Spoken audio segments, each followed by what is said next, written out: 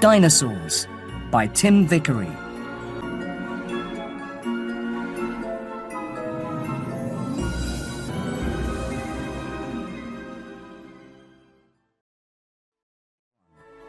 Chapter 1. Finding Fossils.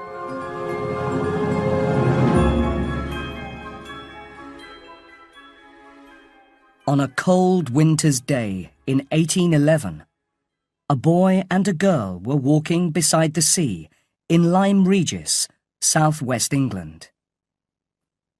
They were alone, and they walked slowly, looking at the stones under their feet. The sea on their right was still and grey. On their left, near the land, there were a lot of large broken rocks. The children were looking for something. The girl, Mary Anning, was about 12 years old. Every few minutes, she picked up a stone, looked at it carefully, and put it in her bag. Then the boy, her older brother Joseph, began to climb over the broken rocks. It was dangerous. Both children knew that. There had been a storm the night before, and some rocks had fallen into the sea. Another big rock could fall at any time. But the morning after a storm was also the best time to look for fossils, the bones of animals or parts of plants that had become hard and changed into rock. After a few minutes, Joseph called out to his sister, "Mary, quick, come and look at this." When Mary climbed up to him, he showed her a line of teeth, half a metre long in the broken rock. And behind the teeth, there were some bones, like the head of a strange animal. "It's a crocodile, isn't it?" Joseph said. "We found a crocodile in the rocks." Mary looked carefully at the head of the strange animal that Joseph had found. "What's that round thing?" she asked. "Look, there, behind the teeth." As she cleaned away some sand from the head, a bony circle stared back at them. "That must be its eye," Mary said. "Look, it's almost as big as my head." Her brother laughed. "And its mouth is as big as your body." "Be careful, Mary. Look at those teeth. It's going to eat you." "Don't be silly," Mary said. "It's dead. It died hundreds of years ago. Come on. We've got to find the rest of its body too." Some men helped the children to get the bones of the dead animal out of the rock. It was about 4 meters long, with flat, bony hands and a long tail. It had huge eyes and a long mouth full of sharp teeth. At first, people thought it was a crocodile, but it was not. It was an animal quite different from anything alive in the world today. In 1818, 2 scientists called Henry de la Beche and William Conybeare gave it the name Ichthyosaurus. Mary Anning was wrong about one thing. The ichthyosaur did not die hundreds of years ago. It died millions of years ago, at a time which scientists today call the Jurassic period. But Mary Anning was very clever. She knew how to find the bones of dead animals. All her life, she looked for bones and fossils near her home in Lyme Regis. She found many more ichthyosaurs and a different sea animal, a plesiosaur. The plesiosaur had a round, flat body, 4 flat hands, and a very long neck, several meters long, with a very small head at the end of it. She found a strange flying animal too, a pterosaur. Pterosaurs had long beaks full of sharp teeth and wings made of skin. Some of them had wings as big as the wings of a small plane. At this time, in the early 1800s, people were very interested in bones and fossils. Lots of people came to Lyme Regis to see the strange animals that Mary Anning had found.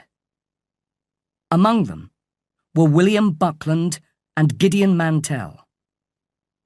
William Buckland was a clever scientist from Oxford University. He was very interested in animals, and he liked to watch them and learn about them. In fact, he kept a lot of animals in his house, not just cats and dogs, but snakes, insects, a lot of birds, and a real live bear. Some of Buckland's ideas were very unusual.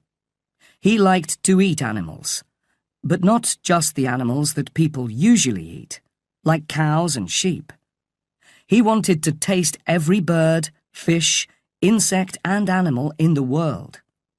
So every time he found a new type of animal, he cooked and ate it. Buckland was also interested in rocks and fossils, and he rode all over England on his old horse looking for fossils. He often visited Mary Anning in Lyme Regis and wrote about the ichthyosaurs and pterosaurs. Then one day, in the village of Stonesfield near Oxford, he discovered some fossil bones and teeth. The bones were enormous, and the teeth were sharp, like those of a meat-eater.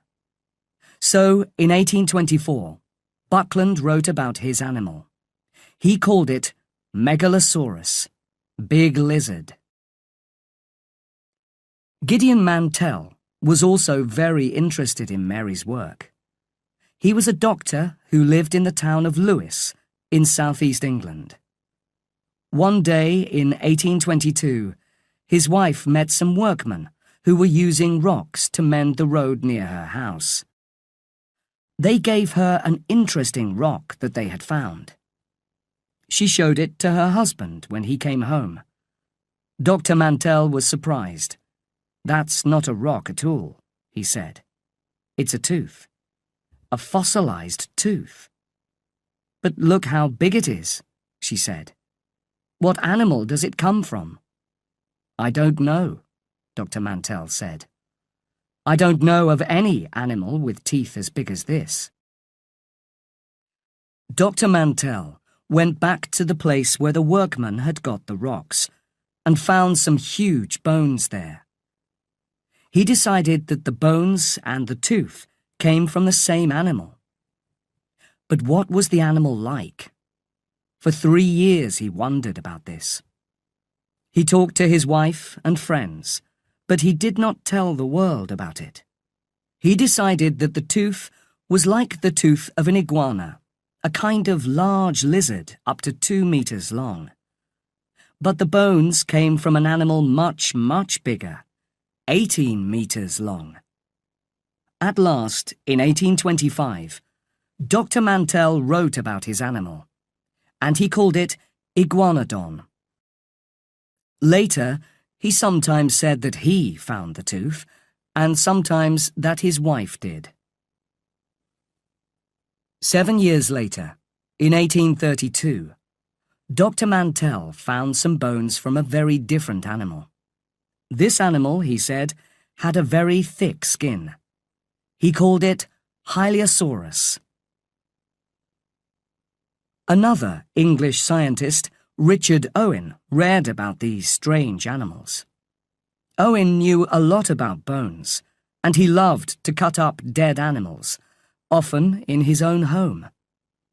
When Owen spent months cutting up a dead rhinoceros, His wife was very unhappy about the terrible smell.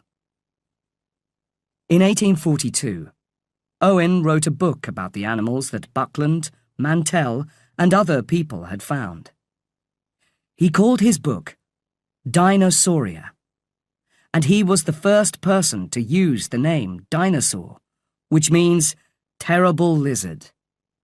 He said that Megalosaurus, Iguanodon, and Hylaeosaurus came from 3 different groups of dinosaur, and scientists still use these 3 groups today. Owen was not a very nice man, but he was a great teacher. He wanted everyone to know about the dinosaurs. So he had some models of dinosaurs made for a park in Crystal Palace in London. The models were as big as real dinosaurs, and you can still see them there today. On the 1st of January, 1853, Owen held a dinner party for 21 scientists inside the model of the Iguanodon. But Dr. Mantell was not there. He had died the year before. Scientists all over the world read Owen's book.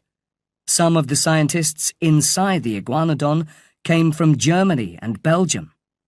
They found dinosaurs in their countries too. And in the 1870s, 2 Americans, Othniel C. Marsh and Edward Drinker Cope, began to find dinosaurs in North America. Lots and lots of them. It was an exciting time in the American West, but it was a difficult, dangerous place to work. There was a lot of fighting everywhere, and the scientists carried guns to defend themselves. But people were building railways, and sometimes the railway builders found bones when they were digging through rocks. So it was just the right place for dinosaur hunters. Marsh and Cope were not friends. In fact, they hated each other.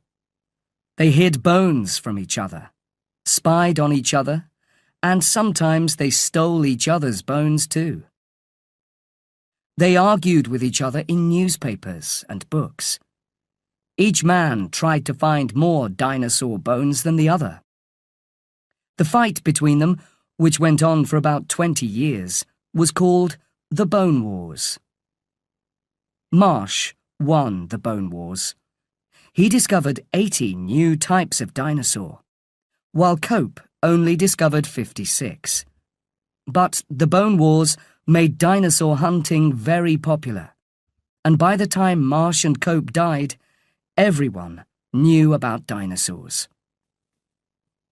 Since then, scientists have found dinosaurs in South America, Asia, Africa, India, Europe, and Australia. Some of the most interesting dinosaurs today are the ones that scientists are finding in China. People have even found a few dinosaurs in Antarctica. In fact, just like people, dinosaurs lived all over the world.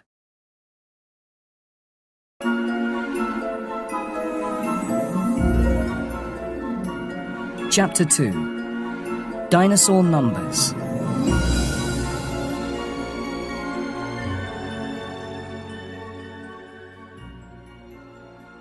Everything about dinosaurs is extraordinary.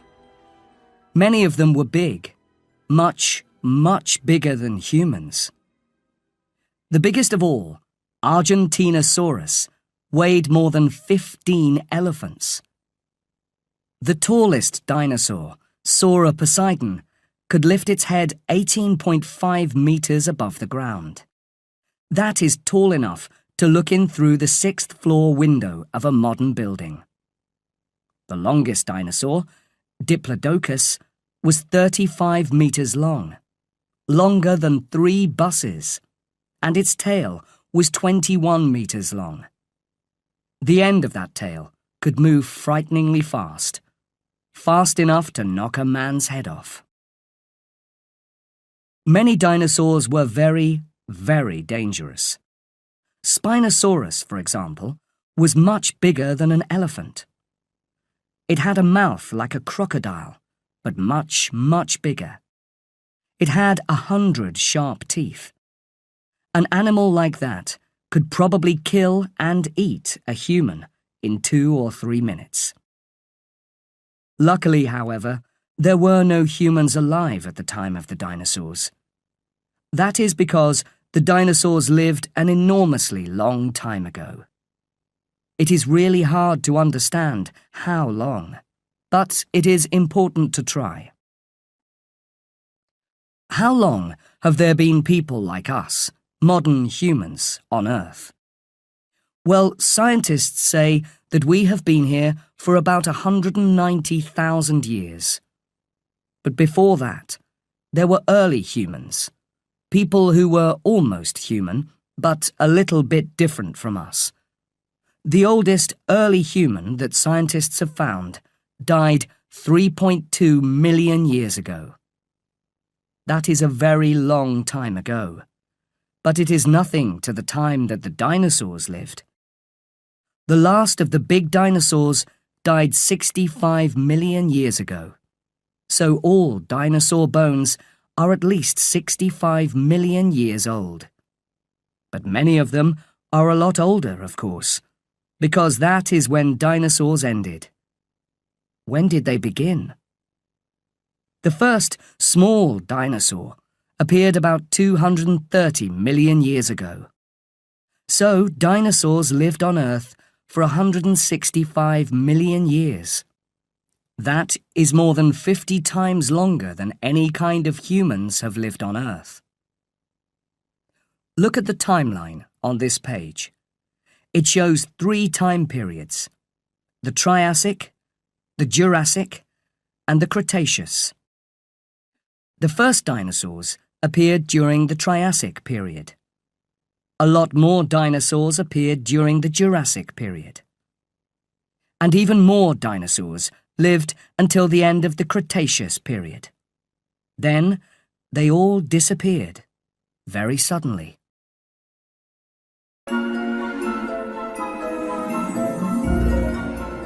Chapter 3: The First Dinosaurs.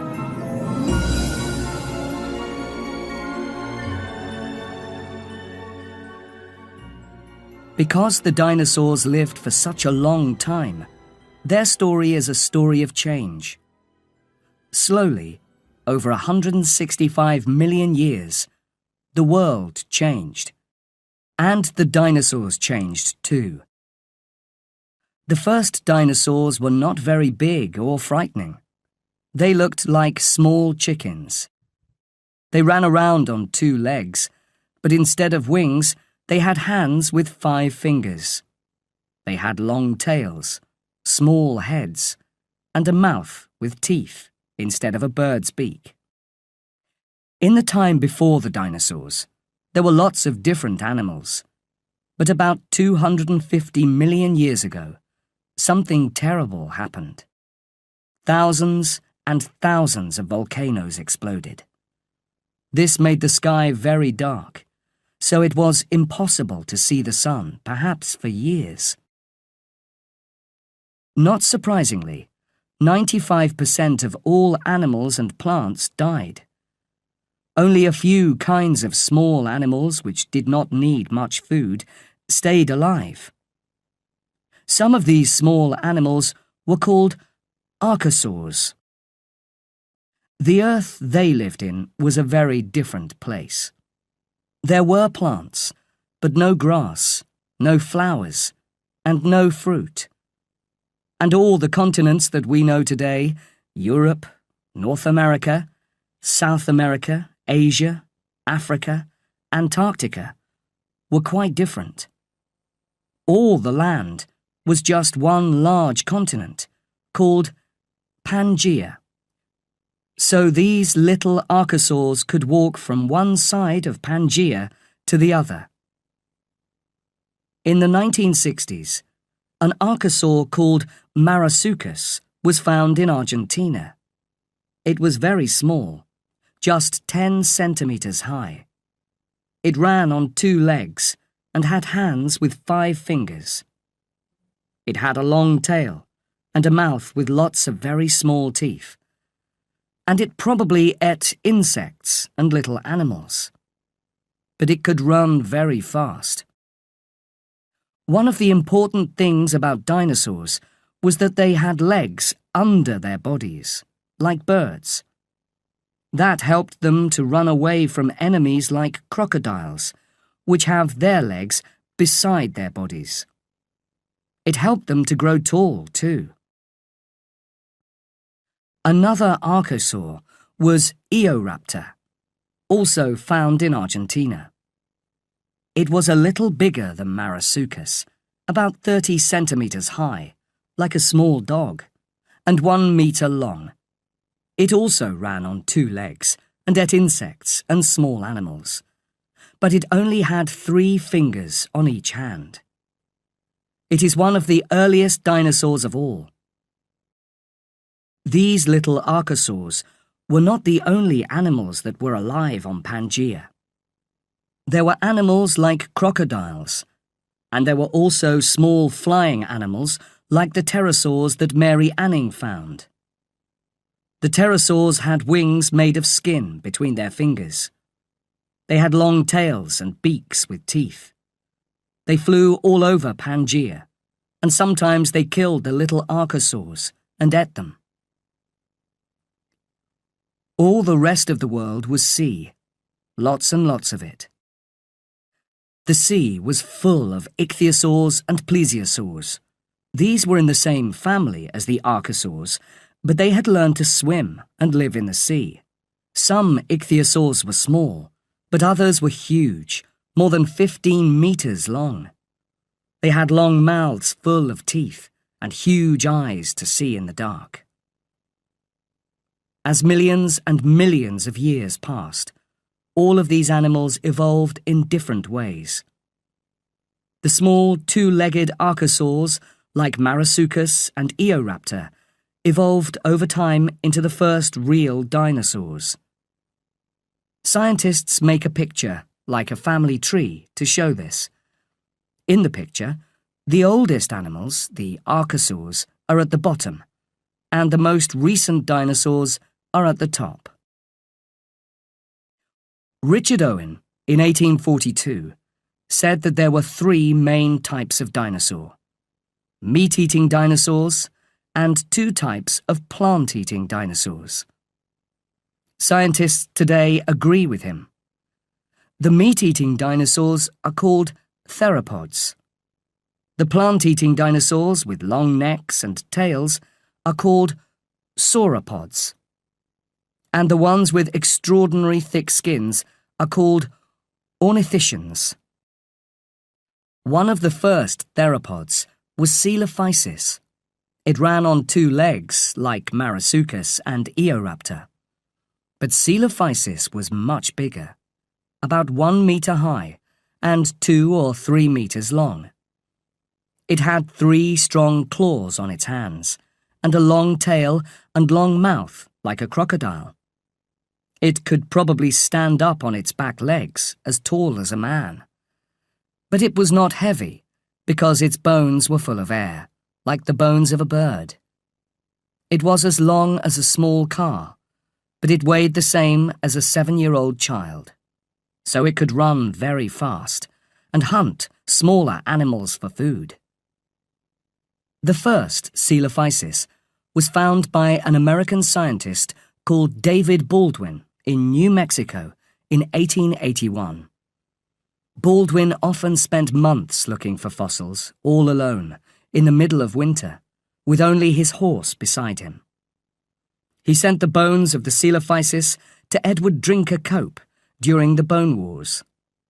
60 years later, in 1947, lots more Coelophysis were found at a place called Ghost Ranch in New Mexico. It is New Mexico's most famous dinosaur. A very early sauropod was Thecodontosaurus, found near Bristol in England in 1836. It was only the 4th dinosaur ever discovered. It was not very tall, but up to 2.5 meters long. It probably walked on 2 legs and used its 4 clawed hands to help it eat plants and small insects. A much bigger Triassic sauropod was Platyosaurus. Platyosaurus was up to 10 meters long and weighed 700 kilograms. It was 3 meters high when it stood on its back legs. This plant-eating dinosaur probably walked on 2 legs and used the claws on its hands to hold the branches of trees while it ate. The first platyosaur was found in Bavaria, in Germany, in 1837. It was the first dinosaur found outside England, and the 5th dinosaur to be given a name. Since then, 50 more platyosaurs have been found in France, Germany, Norway, Switzerland, and Greenland. An even bigger early sauropod was Rheocosaurus, found in Argentina. It was up to 2.75 meters high, 11 meters long, and weighed up to 3 tons. It needed to eat a lot of plants every day in order to stay alive. And by the end of the Triassic, there were a lot more plants for these dinosaurs to eat. By the end of the Triassic, the little 2-legged archosaurs had evolved into 2 main types of dinosaurs: the plant-eating sauropods, like Platyosaurus, and the meat-eating theropods, like Coelophysis. The 3rd type of dinosaur, the ornithischians, came later. But slowly, over millions of years, the Earth continued to change. And as the Earth changed, the dinosaurs changed too. They grew bigger and stronger and much, much stranger.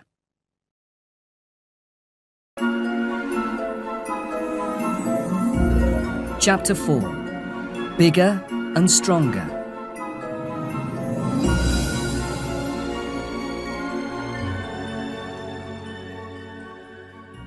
As the Triassic period changed into the Jurassic period, the Earth got warmer.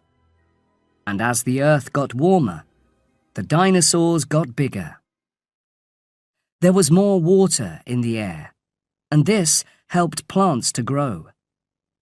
As the plants grew bigger, there was more food for the animals to eat. So the plant-eating dinosaurs grew bigger and bigger. The largest Jurassic dinosaurs were the sauropods, the big plant-eaters. They had very big, heavy bodies with long necks and tails. Because their bodies were so heavy, they walked on all 4 feet. They used their long necks to eat leaves from tall trees, and they used their long, strong tails to defend themselves. They had small heads with very small brains, often about 100 grams, or as big as an orange. One of the earliest Jurassic sauropods is Barapasaurus, which was found in India. It was 18 meters long and weighed up to 55 tons. But that was only the beginning. In the middle and later Jurassic periods, the sauropod dinosaurs began to grow very big indeed. By the mid-Jurassic, some sauropods could reach leaves that were 10 meters from the ground. The bones in these dinosaurs' necks were hollow in places, so they were not as heavy as other bones. That made it easier to lift these very long necks. The sauropods' hands still had fingers, which they could use to hold trees and plants, but they mostly walked on 4 legs. They could not run because they were too heavy. In some ways, they were like elephants. They probably moved slowly, and they lived in large family groups or herds. Most big sauropods had at least 100 teeth. Some had 600. But even for an animal with so many teeth, Some plants were probably hard to eat. Scientists have found stones in sauropod stomachs. They think that the dinosaurs ate the stones, which then helped to break up the leaves that they ate. Two of the largest sauropods were Diplodocus and Apatosaurus. These were found in America in the 1870s by Cope and Marsh. They had small heads, heavy bodies, and big stomachs. They ate a lot of food and grew very quickly. A young apatosaur probably grew 15 kilograms heavier every day. All these animals had very long, strong tails, which they used to defend themselves. Shunosaurus, a dinosaur from China, actually had sharp, bony spikes on the end of its tail to hit its enemies with. Another big Jurassic dinosaur was Brachiosaurus, found in the USA and Africa. An adult brachiosaur weighed up to 50 tons and was 26 meters long. Unlike most dinosaurs, its front legs were longer than its back legs. This meant that it could lift its huge head on its long neck about 16 meters above the ground. On top of its head, between its eyes, Brachiosaurus had a big, hollow nose full of air. Scientists think that it used this nose to make loud noises, perhaps to sing to its friends and frighten its enemies. Then there was Mamenchisaurus, another enormous Jurassic dinosaur from China. This huge dinosaur was 25 meters long. Its neck was 12 meters long, one of the longest necks of any animal ever discovered. But why were these dinosaurs so big? Well, one reason is that the world was getting warmer and wetter, so there was more plant food for them to eat. But there was another important reason: safety. It is easier for big animals to defend themselves against their enemies, and these big Jurassic sauropods had a lot of very big, dangerous enemies. One of their most dangerous enemies was Allosaurus. Allosaurus was a big theropod, a meat-eating dinosaur. It was about 5 meters high, much taller than a man, and 12 meters long. It weighed 2 tons or more. It ran on 2 legs and had 3-fingered hands with long, sharp claws. It had small horns over its eyes and a mouth full of sharp teeth like kitchen knives. It used these terrible claws and teeth to kill and eat its food. And its favorite food was big sauropods like Apatosaurus, Diplodocus, and Brachiosaurus. But how did it kill these enormous animals? Allosaurus was big, but Apatosaurus was much bigger. It was one of the biggest animals on Earth. It was 20 to 25 meters long and weighed up to 28 tons, more than a family of elephants. And with its long, strong tail, it could kill a small dinosaur in a second. Sometimes, perhaps, a brave, hungry allosaur jumped onto the back of an adult apatosaur and tried to kill it with its terrible teeth and claws. But that was very difficult and dangerous, so perhaps they did it a different way. Some scientists think that allosaurs hunted in family groups, so perhaps 4 or 5 terrible meat-eaters all jumped onto the back of one apatosaur together. That was probably easier, and there was plenty of meat for all of them when they killed it. And like lions today, they probably did not try to kill the biggest and strongest apatosaur. They looked for an animal that was old or ill and killed that. And sometimes they found an animal that was already dead. But Allosaurus was a very good killer. Scientists are sure about that. The dinosaur scientist Thomas Holtz says that dinosaurs, like Allosaurus, changed very little over 100 million years. That means, of course, that they were very successful at what they did. And what they did was hunt, kill, and eat sauropods. Another terrible Jurassic meat-eater was Ceratosaurus. This dinosaur was smaller than Allosaurus, but it was still taller than a man. It was 6 to 8 meters long and heavier than 2 horses. Ceratosaurus also ran on 2 legs. It had long, sharp claws on its 4-fingered hands and a mouth full of very sharp teeth. It had 3 small horns on its head and an unusually strong tail. But unlike Allosaurus, it did not always hunt big sauropods. The scientist Robert Bakker has found lots of Ceratosaurus teeth near the bones of fish and small crocodiles. He thinks that Ceratosaurus used its big, strong tail to swim and hunted for its food in the water. During the Jurassic period, the continent of Pangaea began to break into 2 continents, Laurasia and Gondwana. The Atlantic Ocean appeared. At first, it was about 50 kilometers wide. Much of modern Europe was underwater then.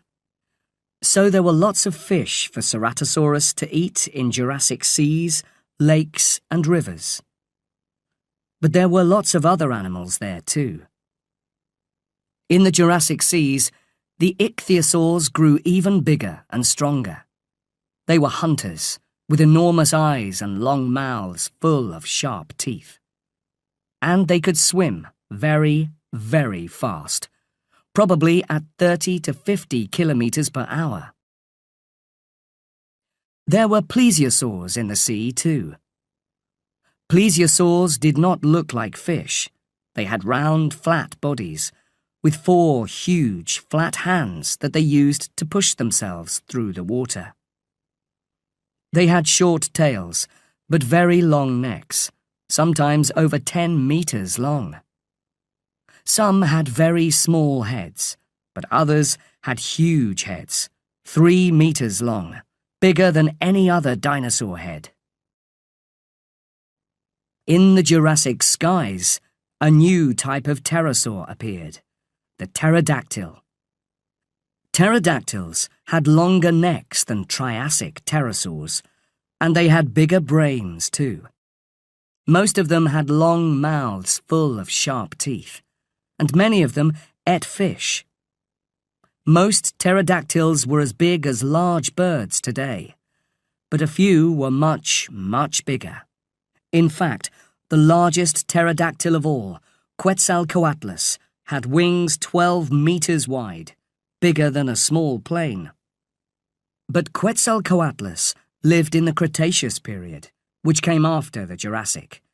It was in the Cretaceous that dinosaurs grew really big.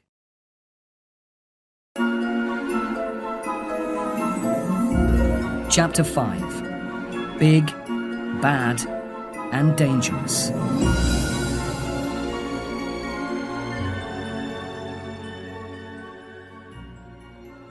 During the Cretaceous period, Pangaea, which was once a single continent, continued to break into smaller parts. The Earth began to look more like the world today, several different continents with large seas between them. This meant that, as time passed, different dinosaurs evolved in each continent. The dinosaurs of China, for example, were different from those of South America. But in every continent, there were large plant-eating sauropods. They grew even larger because the Cretaceous world was warmer and wetter than before.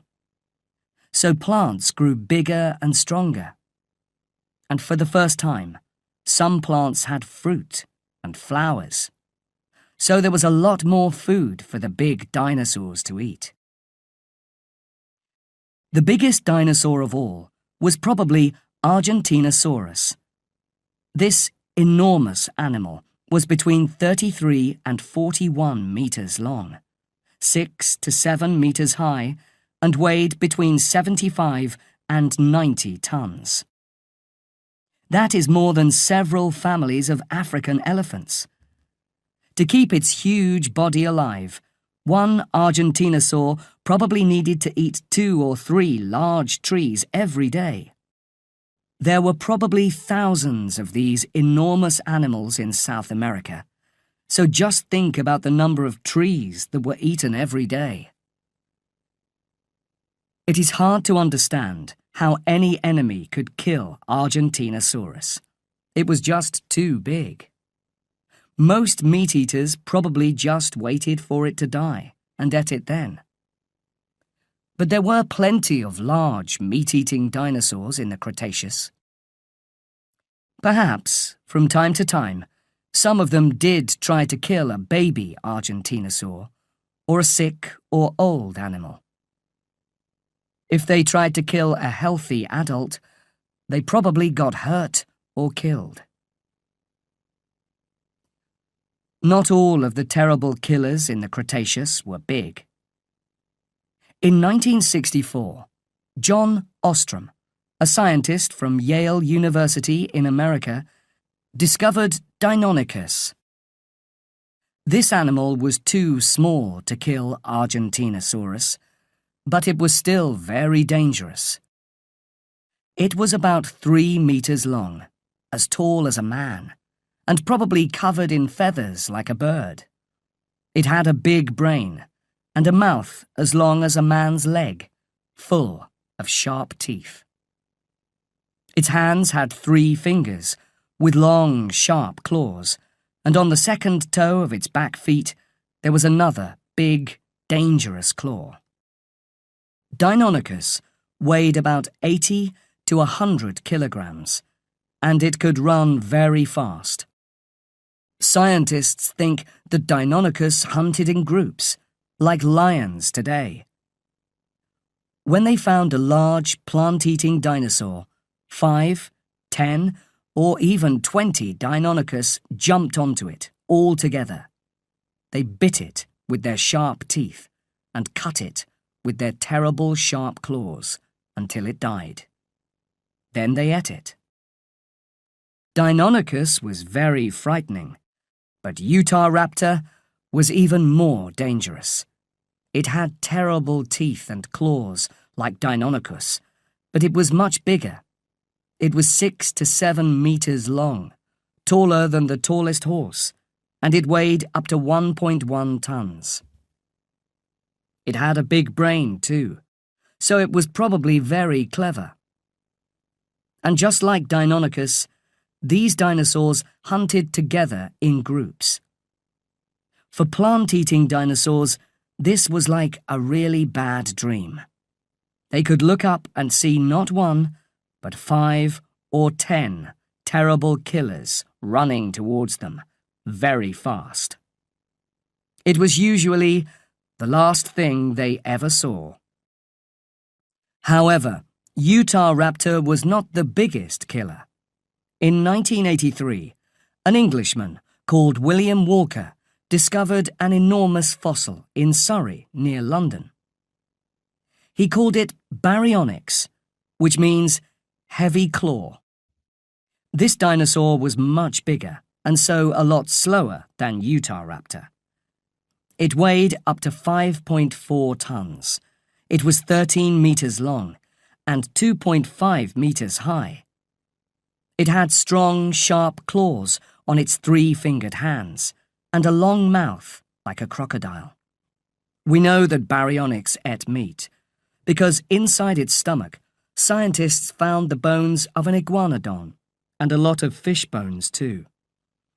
Baryonyx probably lived near water and used its big, sharp claws and its long crocodile mouth to catch fish, like some North American bears today.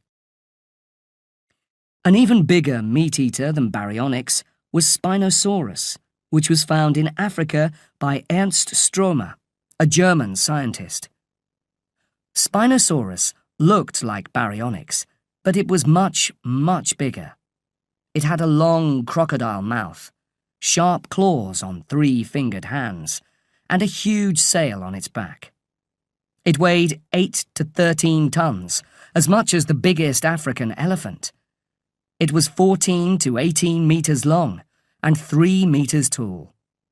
A Spinosaur head that was discovered recently was 2 meters long, longer than a tall man. All these dinosaurs were terrible, but the most famous and terrible of all the meat-eating theropods is Tyrannosaurus rex. This animal was also enormous. It weighed 6 to 7 tons, and it was over 4 meters tall, taller than Spinosaurus. Unlike most dinosaurs, it had very small arms and hands, so it probably used its mouth to kill and eat things. But this was no ordinary mouth. It had over 50 teeth, some as big as a large banana. And its jaws were extraordinarily strong, much stronger than the jaws of a lion or a bear. So just how strong were those jaws? What is there in the modern world that is like them? Recently, scientists measured the bite of a modern machine which picks up old cars and breaks them into small pieces. Then they measured the bite of the jaws of a tyrannosaur, and it was 50% stronger than the machine. So a tyrannosaur could easily bite right through a car, in a world with both tyrannosaurs and cars, of course. Because they were so big, tyrannosaurs could probably not run very fast. So some scientists think that they did not hunt like Deinonychus. They just found dead animals and ate them. But other scientists disagree. They say that really big sauropods like Diplodocus and Argentinosaurus could not run fast either, and scientists have found damage from tyrannosaur teeth on the bones of 2 dinosaurs which escaped. This shows that tyrannosaurs tried to kill living dinosaurs. Tyrannosaurus was a North American dinosaur. In Hell Creek, Montana, scientists have found fossils from more than 50 tyrannosaurs. But in China and Mongolia, they have discovered fossils of Tarbosaurus, a dinosaur in the same family as Tyrannosaurus. Tarbosaurus also had small hands and big jaws full of sharp teeth. It had a large brain, and it could smell and hear well, which helped it to hunt. Perhaps it also had feathers around its neck. Velociraptor is a much smaller theropod from China and Mongolia. The first velociraptor was found in the Gobi Desert in 1922 by an American called Roy Chapman Andrews. It was a small dinosaur 2 meters long and about 60 centimeters tall, and it was covered in feathers. Velociraptor did not weigh much, 15 to 18 kilograms, which is less than a large dog. But unlike a dog, it ran on 2 legs and had hands with 3 sharp claws.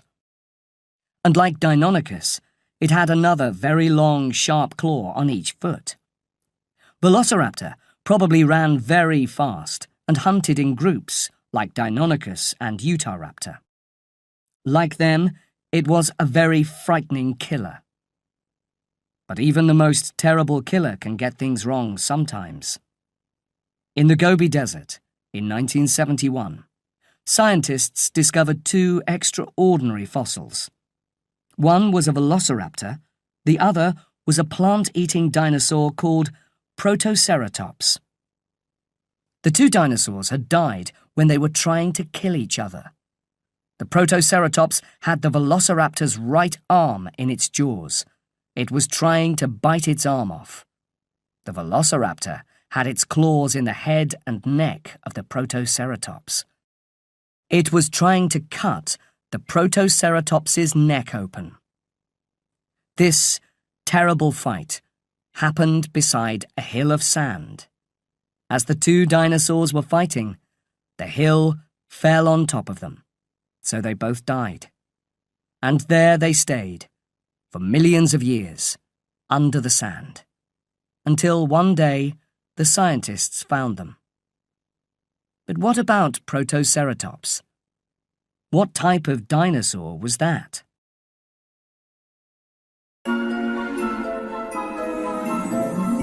Chapter 6. Strangest of All.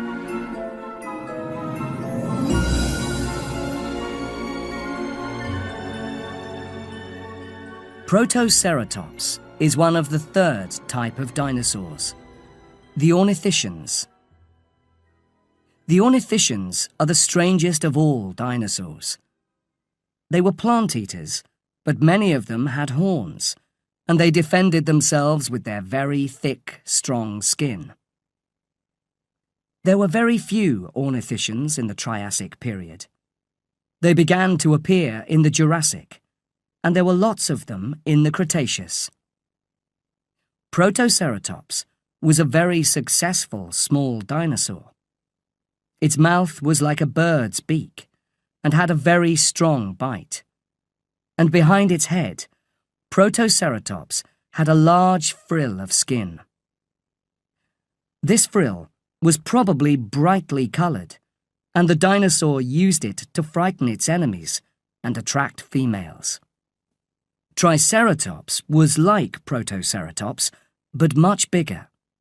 In fact, Triceratops was huge.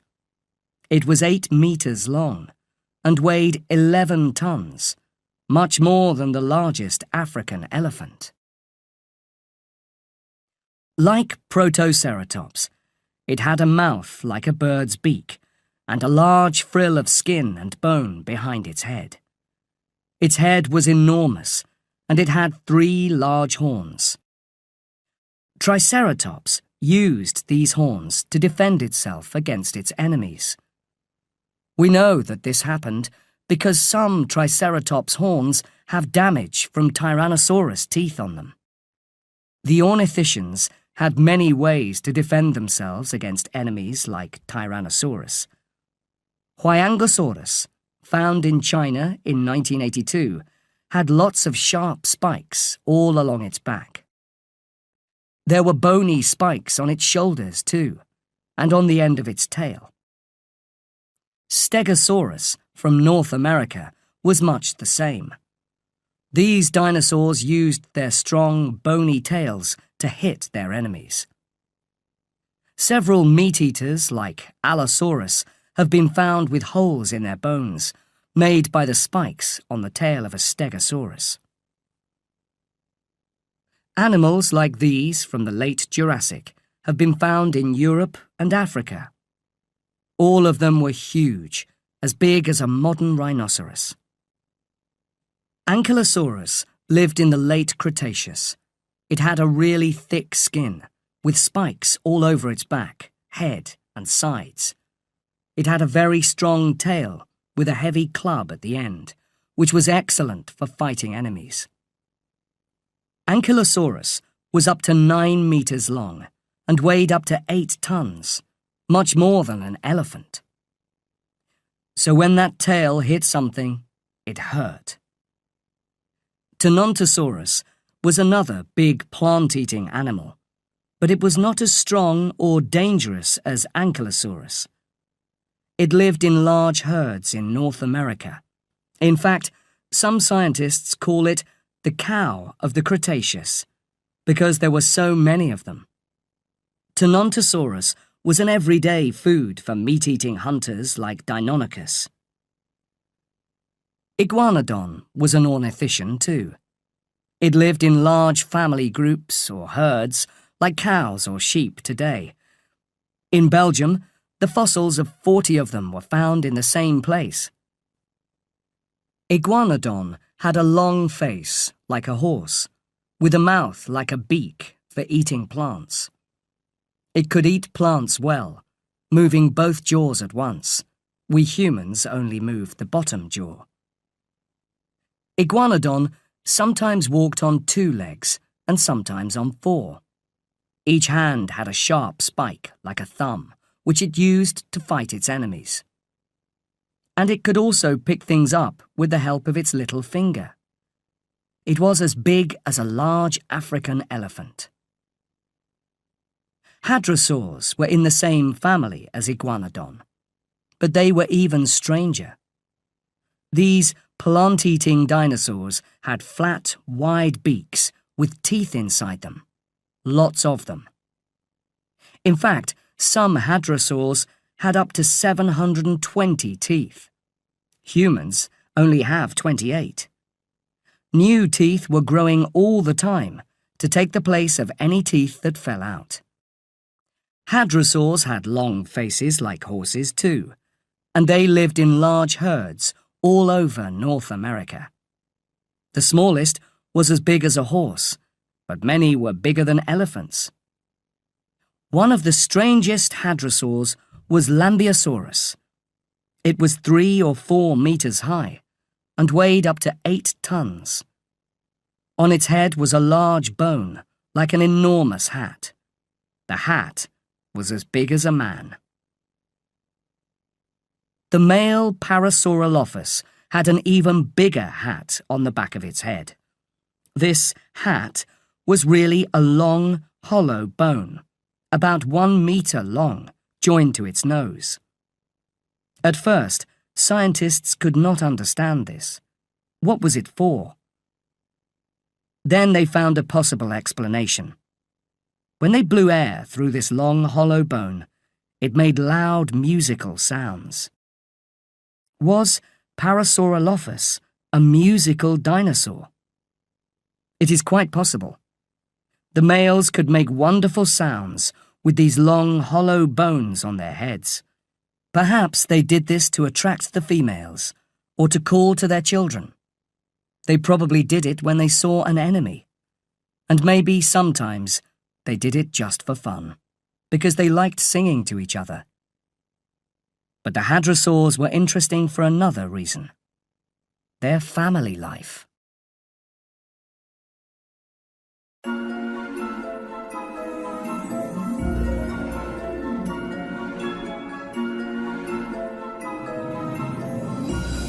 Chapter 7. Family Life.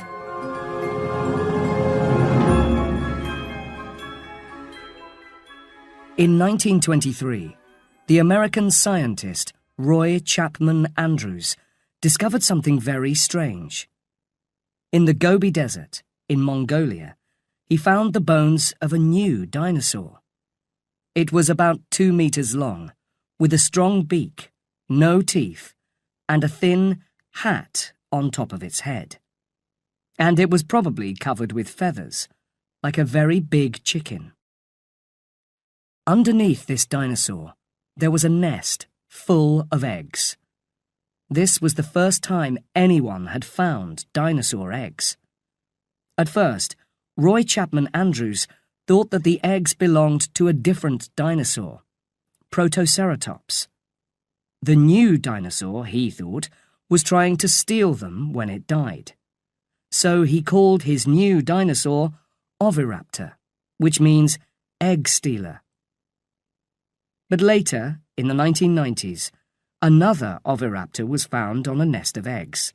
Scientists looked at these eggs very carefully and decided that the eggs did not belong to Protoceratops after all. They belonged to Oviraptor. The female oviraptor was sitting on her own eggs when she died. She was keeping them warm with her body, like a bird. This was a surprise. At this time, nobody thought that dinosaurs could be good parents. Most scientists thought that dinosaurs just laid their eggs on the ground and walked away. But the oviraptor was taking care of her eggs like a good mother. Most dinosaurs could not do this. They were much too heavy to sit on their eggs. In Montana, scientists found hundreds of dinosaur nests, but the eggs in the nests came from a type of hadrosaur that weighed 3 tons. Were these mothers interested in their babies? Probably not, the scientists thought. They probably just laid their eggs and forgot all about them. But there was a problem. They found a lot of baby dinosaurs in the nests beside the eggs. These baby dinosaurs were very small, no bigger than a chicken.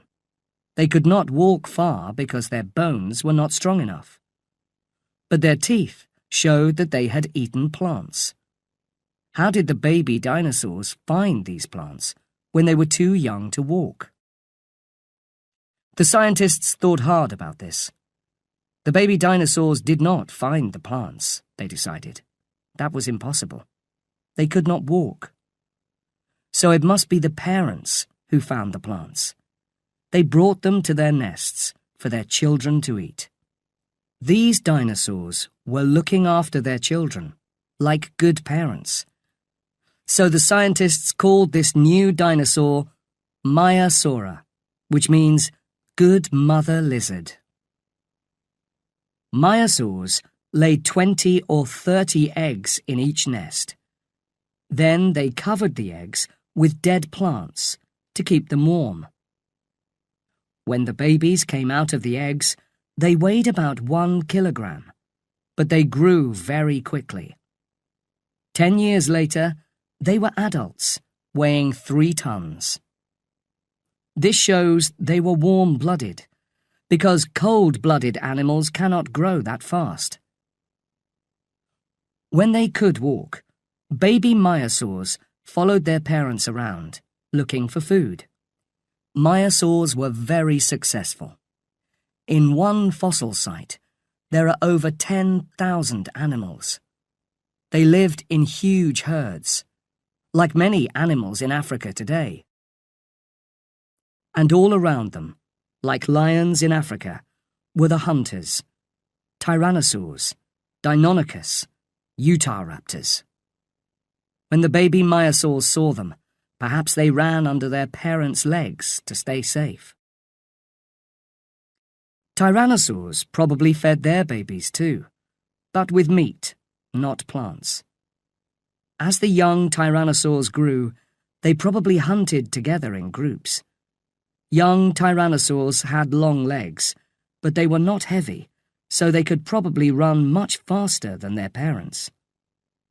Perhaps the adults and children hunted together, the young tyrannosaurs chasing an animal towards their enormous parent. Or perhaps the young hunted the smaller animals, and their parents hunted the big, slow-moving ones. Tyrannosaurs did not always kill their food, of course. Sometimes they just found it lying on the ground. And a dead dinosaur was a free meal for all the tyrannosaur family.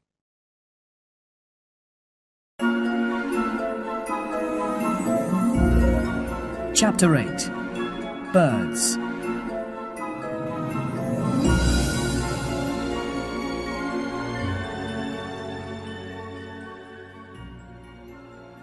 In 1861, a small fossil was found in Germany. It was very small, no bigger than a chicken. Its bones looked like those of Compsognathus, a small theropod dinosaur which was found in the same place 10 years earlier. But this new fossil's arms and legs were covered with feathers. Scientists called it Archaeopteryx. When the English scientist T.H. Huxley looked at Archaeopteryx, he noticed something else. Its bones were hollow, just like the bones of birds. There was a lot of air in them, so they did not weigh very much. Archaeopteryx, like Compsognathus and most theropods, ran on 2 legs. And because Archaeopteryx had feathered wings, it could probably fly. This gave Huxley an idea. Perhaps birds evolved from theropods. For the next 100 years, scientists argued about this.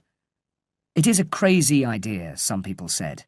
How can a dinosaur like Tyrannosaurus be in the same family as the birds we see in our gardens?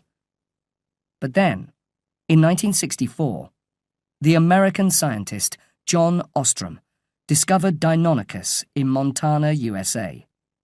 Deinonychus was a theropod, like Tyrannosaurus, but its bones were like those of birds. It could move its wrists and arms in the way a bird does, and its bones were hollow. Tyrannosaurus also had some hollow bones, and so did the big sauropods, like Diplodocus. That is why its enormously long neck and tail are not as heavy as they look. So Ostrom decided that Huxley's idea was right. In 1996, scientists in China made another extraordinary discovery: a small dinosaur called Sinosauropteryx. It was very like Compsognathus, but there was an important difference. Sinosauropteryx had feathers all over its body. The sand where it had died was very fine and soft, so scientists could see that it had had feathers. Sinosauropteryx was a theropod, like Tyrannosaurus, but it was covered in feathers, like a bird. No other animals have feathers, only dinosaurs and birds. In the next few years, Chinese scientists discovered many more feathered dinosaurs. The one most like a bird was Microraptor, which had a long tail, a beak with small teeth, and claws on its hands and feet. It was smaller than Archaeopteryx, but it also had long feathers on its arms and legs, so perhaps it flew with 4 wings, not 2. Other Chinese dinosaurs, like Oviraptor, had feathers but could not fly. So which came first, feathers or flying? Today, scientists think that many dinosaurs had feathers. The feathers kept the dinosaurs warm. They also helped dinosaur mothers, like Oviraptor, to keep their eggs warm in their nests. So the feathers probably came first. Much later, some small feathered dinosaurs like Microraptor and Archaeopteryx probably learned how to climb into trees. They used their claws and beaks to help them climb. They slept in the trees at night, safe from their enemies. In the morning, they came down from the trees. As they came down, they sometimes opened their wings and jumped. This helped them to fall down more slowly. Over millions of years, they learned to do this better. Sometimes, when they jumped from trees, they were able to catch small animals by surprise. Those with the best wings and feathers caught more food, so they lived longer and had more children. Some of their children were born with better wings and better feathers, and one day they learned to fly. Even dinosaurs which could not fly, like Oviraptor, were like birds in other ways. They laid eggs in nests and sat on the eggs to keep them warm. And dinosaurs like Maiasaura brought food to their babies in the nests, like birds. Even Tyrannosaurus probably had feathers around its neck and hollow bones with air in them. Tyrannosaurus, in fact, was not very different from an enormous, terrible chicken. Dinosaur scientists are very sure about this. Thomas Holtz says it clearly. Birds are dinosaurs.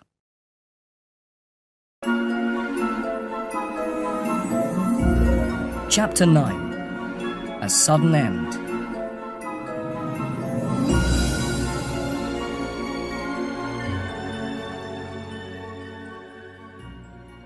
Birds, of course, are still with us, but all the other dinosaurs disappeared 65 million years ago. Why? What happened? Scientists wondered about this for a long time. Dinosaurs, after all, were very successful animals indeed. They had lived on Earth for 165 million years, and they were the biggest, strongest, and most successful animals of all time. In the late Jurassic and Cretaceous periods, there were dinosaurs all over the Earth. They lived on every continent, even in Antarctica, which was much warmer at that time than it is today. And then, 65 million years ago, they all disappeared, very suddenly. There are no dinosaur fossils anywhere on Earth from after that time. Something terrible must have happened to them. But what was it?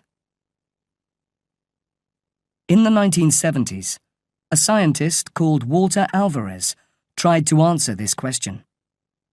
He looked at the rocks from the Cretaceous and the time after that, the Tertiary. There were hundreds of dinosaur fossils in the Cretaceous, and none in the Tertiary.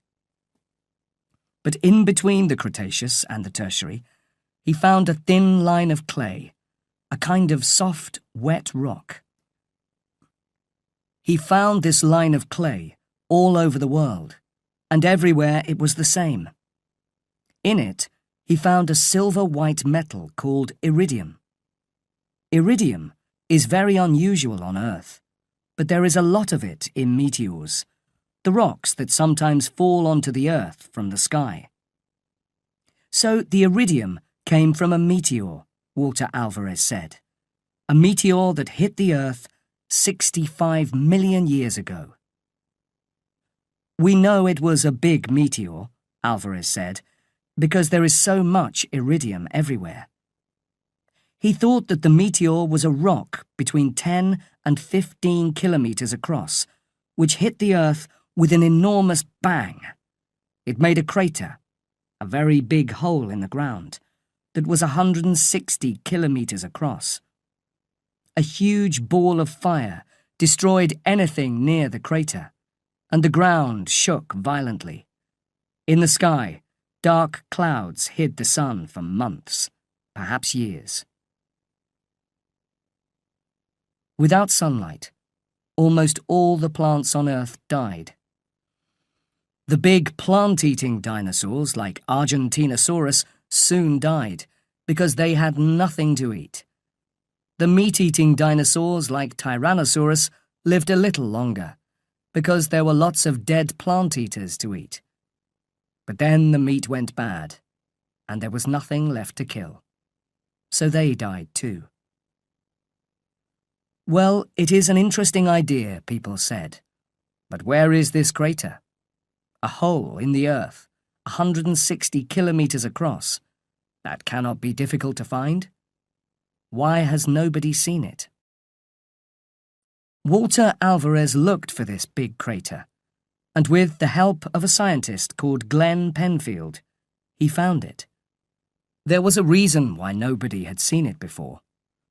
It was under the ground, in the Yucatan Peninsula of Mexico.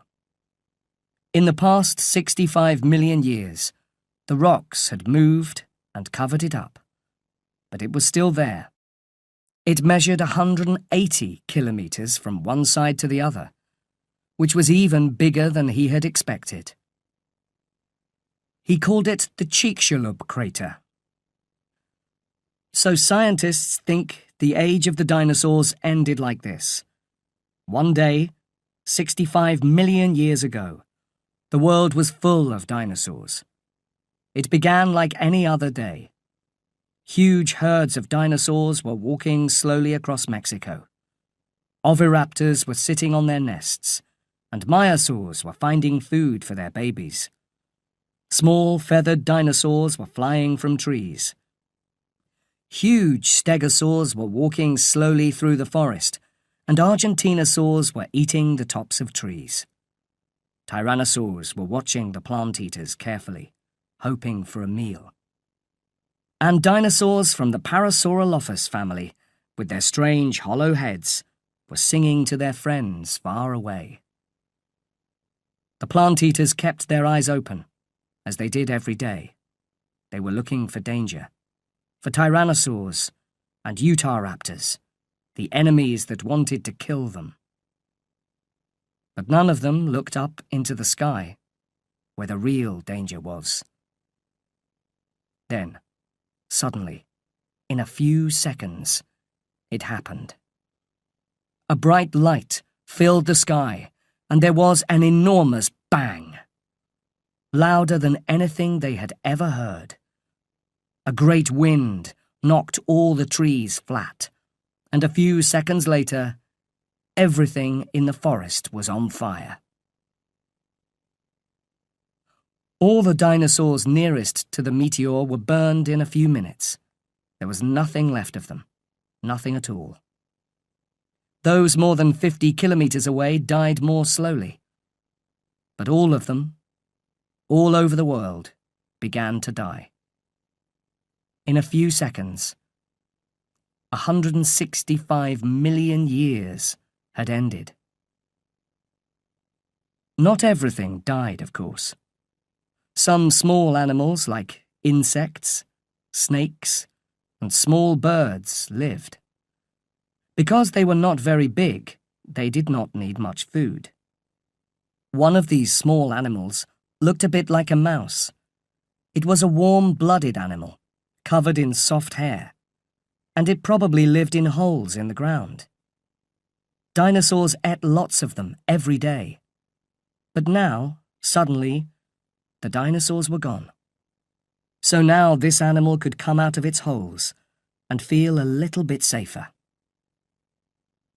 This small, unimportant animal was an early mammal. Over the next 64.5 million years, it slowly evolved into many different types of mammals. Elephants, lions, bears, horses, sheep, and humans. And today, there are mammals all over the earth, just as once upon a time, there were dinosaurs.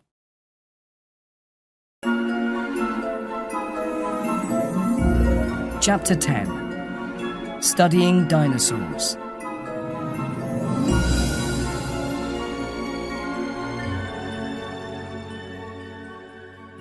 But how do we know all this? There were no humans alive when the dinosaurs lived, and we cannot travel back in time to watch them. So how do we know? We can learn a lot about dinosaurs from fossils. There are two types of dinosaur fossils: body fossils and trace fossils. Body fossils are what is left of the real bones from dinosaur bodies. Over time they have changed and become hard, like rock. Sometimes scientists are lucky and find all the bones of a single dinosaur in one place, but that is very unusual. Usually, they just find a few bones, and the other parts of the body have disappeared. This may be because when the dinosaur died, some other animals ate it and carried away the bones. Sometimes water has washed some of the bones away, or the rocks that contained the fossils have broken into smaller pieces. But even from one fossil we can learn a lot. Dr. Mantell learned a lot from the single iguanodon tooth he found in 1822. It was very big, so it came from a very big animal. It was not a very sharp tooth, so he knew the animal ate plants, not meat. And it looked different from the teeth of almost every animal alive today. The only living animal with teeth like that was the big lizard called an iguana. So Dr. Mantell called it iguanodon. Later, when he found some more bones, he learned more about its legs, arms, and head. In the same way, when William Buckland found Megalosaurus, he knew that it was a meat-eater because of its sharp teeth. Trace fossils are things like dinosaur footprints, eggs, and dung. Dinosaur footprints can tell us how it walked. Did it walk on 2 feet or 4? How fast could it run? The footprints of one theropod from Texas show that it was running at 39 kilometers per hour, faster than a horse. The eggs and nests tell us about dinosaur babies and family life. And dinosaur dung? Yes, Scientists look at this carefully too. When they find bits of plants or animals in it, they know what the dinosaur was eating. The dung is millions of years old and has become hard like rock, so it does not smell bad. Today, scientists use computers to make pictures of dinosaur bones to see how they worked. They can watch the dinosaurs moving on the computer. How do we know that meat-eaters, like Tyrannosaurus rex, killed other dinosaurs? The scientist Robert Bakker answers that. He calls himself a murder detective. Dinosaur scientists, he says, dig up murder victims from 144 million years ago. Then we figure out who killed them. How does he do that? He looks for bullets and bullet wounds. The bullets are dinosaur teeth. Meat-eating dinosaurs often lost one or two teeth when they killed or were eating other dinosaurs. They grew new ones later. So when Bakker finds teeth near a dead Diplodocus, it is like finding a bullet near a dead man. If he finds allosaur teeth, he knows that an allosaur was the killer. And when he finds tooth damage on bones, the damage is like bullet wounds. It also gives him information about the killer. Were dinosaurs cold-blooded, like lizards and fish, or warm-blooded, like mammals? Cold-blooded animals do not need much food and move slowly when it is cold. Warm-blooded animals need much more food and move quickly, even in cold weather. Lizards are cold-blooded, and until the 1970s, scientists thought that dinosaurs were big lizards. But today, most scientists think that dinosaurs were warm-blooded. John Ostrom thinks Deinonychus was warm-blooded because it could move so quickly. And some dinosaurs lived in Antarctica, which was not always warm, even in the Cretaceous. We know that dinosaurs grew very quickly too, and cold-blooded animals do not do that. So most dinosaurs were probably warm-blooded, like us. But there are plenty of things we do not know. What type of noise did Parasaurolophus make? Did it really sing? Lots of dinosaurs probably made noises, but nobody has ever heard them. And what color were dinosaurs? Again, nobody knows, because color does not stay in fossils. But dinosaurs were probably colorful like birds and animals today. Think of the large frills on the heads of Protoceratops and Triceratops, or the hat on Lambeosaurus. They were probably there to frighten enemies and to attract females, and a brightly colored frill is much easier to see. Lots of birds today are brightly colored, and many dinosaurs, like birds, had feathers. So lots of dinosaurs were probably covered with beautiful feathers, just like birds. But what color were they? Nobody knows.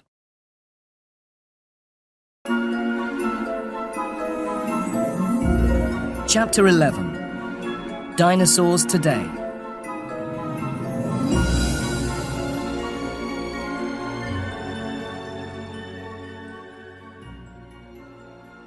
In 1896, the rich Scottish-American businessman Andrew Carnegie built a museum of natural history in Pittsburgh, Pennsylvania. Carnegie wanted the biggest dinosaur in the world for his museum, so he asked his scientists to find one. At Sheep Creek, near the Freeze-Out Mountains in Wyoming, they found what they wanted, an enormous Diplodocus. At that time, it was the biggest dinosaur in the world. They called it Diplodocus carnegii, giving it Carnegie's name. Carnegie was very happy, but he had a problem. His museum was not big enough, so he had to build a huge new room just to keep his Diplodocus in. When King Edward VII of England visited Carnegie at his castle in Scotland, he saw a picture of Carnegie's Diplodocus. "I say, Carnegie, what in the world is this?" the king asked. Carnegie smiled and told him that it was the biggest animal that ever lived, and that it had Carnegie's name.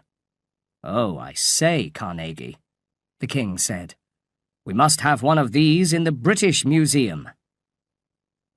Carnegie loved to be important, so in 1905 he sent a model of his Diplodocus to the Natural History Museum in London. Later, he sent models to museums in Berlin, Paris, Vienna, Bologna, St. Petersburg, Buenos Aires, Madrid, Mexico City, and Munich. Carnegie's Diplodocus is one of the most popular dinosaurs in the world. Millions of people see it every year, all over the world. In London, the Diplodocus is called Dippy. Children sometimes spend the night in the Natural History Museum, sleeping under Dippy and learning about other dinosaurs. In Carnegie's Pittsburgh Museum, there is a Tyrannosaurus Rex called Samson. Children love that too. It is fun to sleep under a Diplodocus, or to stand in front of a Tyrannosaurus like Samson in a museum. There are many other museums with dinosaurs to see too. Some of the best are the Field Museum in Chicago, the American Museum of Natural History in New York, the Natural History Museum in Beijing, and the Royal Tyrrell Museum in Alberta, Canada. If you cannot see a real dinosaur, you can still play with one on your computer. And you can have fun with dinosaur games too. Dinosaurs have appeared in hundreds of computer games since 1986. In 1990, a likable green dinosaur called Yoshi appeared in the computer game Super Mario World. He soon became famous, and even had his own games. But with their sharp teeth and claws and enormous bodies, dinosaurs are more often seen in fighting games. Since 1997, millions of people have enjoyed fighting dangerous dinosaurs in the 7 very successful Turok games. And in the last 5 years, dinosaur games have become even more popular, with new games like Dino Run, Dino D-Day, and Velociraptor Safari. But can you imagine a world with dinosaurs and humans together? In the 1900s, people began to write books about this idea. One of the first was The Lost World by Sir Arthur Conan Doyle. In this book, a scientist called Professor Challenger discovers dinosaurs still living on a mountain in South America. More recently, Michael Crichton's book, Jurassic Park, later a popular film by Steven Spielberg, uses the same idea. In this book, scientists find dinosaur blood in the stomach of a fossilized insect. They use this blood to make new dinosaurs. Is this really possible? Scientists say no.